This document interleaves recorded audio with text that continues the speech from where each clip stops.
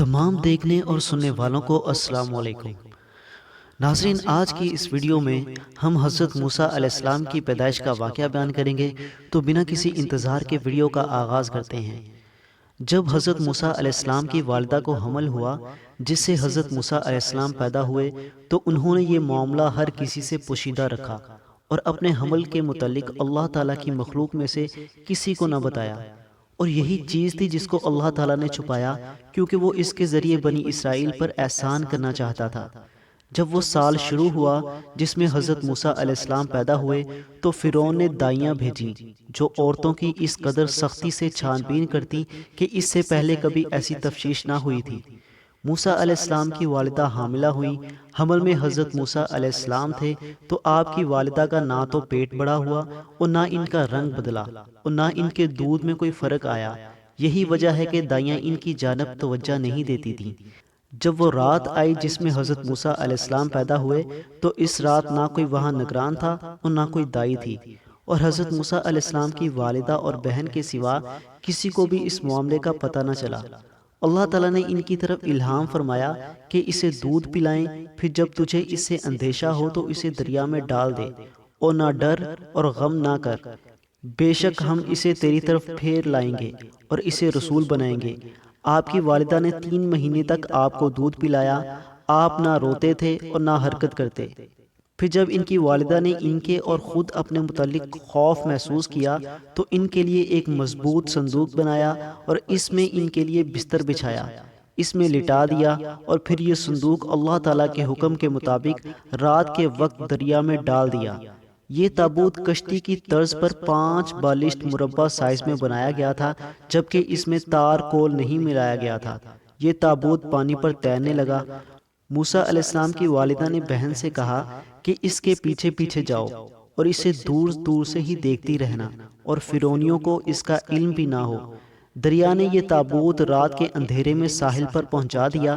جب صبح ہوئی تو فرعون دریائے نیل کے کنارے اپنی مجلس میں بیٹھا ہوا تھا کہ اس نے تابوت کو دیکھ لیا اور اپنے خدام سے کہا، یہ تابوت میرے پاس لے آؤ۔ انہوں نے تابوت لا کر فرعون کے سامنے رکھ دیا۔ جب اس کو کھولا تو اس میں موسیٰ علیہ السلام موجود تھے۔ جب فرعون نے آپ کو دیکھا تو بولا، یہ تو مجھے میرے دشمنوں میں سے لگتا ہے۔ وہ اس سے بہت گھبرایا اور بہت غصے میں کہنے لگا، یہ بچہ ذبح ہونے سے کیسے بچ گیا؟ باوجود یہ کہ میں نے دائیوں کو حکم دے رکھا تھا کہ کوئی بھی نومولود ان کی نگاہ سے اوجھل نہیں رہنا چاہیے۔ فرعون نے بنی اسرائیل کی خاتون آسیہ بنت مزاحم سے نکاح کر رکھا تھا۔ یہ خاتون بنی اسرائیل کی گنتی کی چند نیک خواتین میں سے ایک تھی اور بنات انبیاء میں سے تھی۔ اس کے دل میں مسلمانوں کے لیے بہت نرم گوشہ تھا۔ یہ ان کا بہت خیال رکھتی تھی، ان پر صدقہ کرتی اور بہت کچھ عطا کرتی تھی، اور مسلمان ان کے پاس آیا کرتے تھے۔ یہ اس وقت فرعون کے پاس ہی بیٹھی ہوئی تھی۔ انہوں نے فرعون سے کہا، یہ بچہ تو 1 سال سے زیادہ عمر کا لگتا ہے، جبکہ تو نے سال سے کم بچوں کو ذبح کرنے کا حکم دیا ہے۔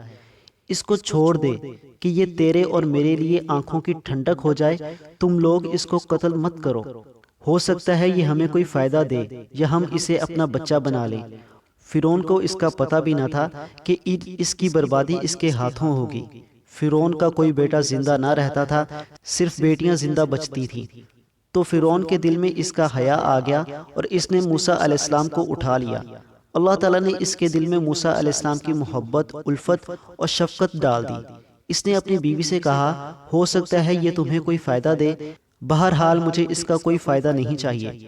حضرت وہب رضی اللہ تعالیٰ عنہ بیان کرتے ہیں، حضرت عبداللہ بن عباس رضی اللہ تعالیٰ عنہ فرماتے ہیں، یہ اللہ تعالیٰ کا دشمن بھی اگر موسیٰ علیہ السلام کے بارے میں اپنی بیوی کی طرح کہہ دیتا کہ ہو سکتا ہے یہ ہمیں کوئی فائدہ دے، تو اللہ تعالیٰ اسے بھی فائدہ دے دیتا، لیکن اس کو اس کی بدبختی نے ایسا بولنے سے روک دیا جو ازل سے ہی اس کے نصیب میں لکھی جا چکی تھی۔ اللہ تعالیٰ نے 8 دن اور 8 راتیں موسیٰ علیہ السلام پر دودھ پلانے والیاں حرام کی۔ جب بھی کوئی دودھ پلانے کی کوشش کرتی تو آپ اس کا پستان قبول نہ کرتے۔ اس پر فرعون کو بہت ترس آیا اور رحم آیا۔ اس نے آپ کے لیے دودھ پلانے والیاں منگوائیں۔ حضرت وہب رضی اللہ تعالیٰ عنہ نے حضرت موسیٰ علیہ السلام کی والدہ کی پریشانی اور ان کی آہ و بکا کا ذکر کیا۔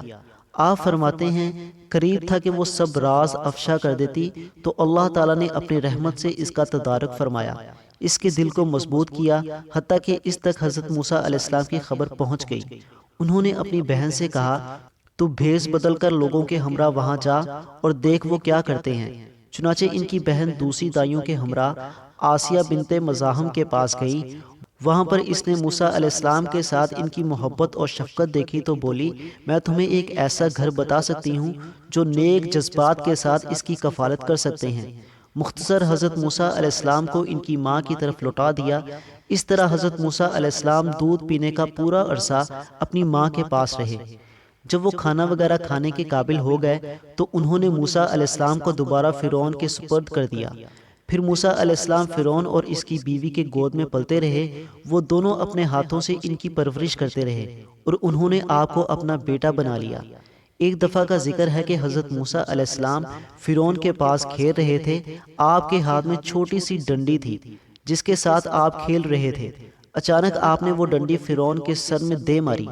فرعون نے آپ کی اس مار پر بہت غور و فکر کیا اور بالآخر آپ کو قتل کرنے کا ارادہ کر لیا۔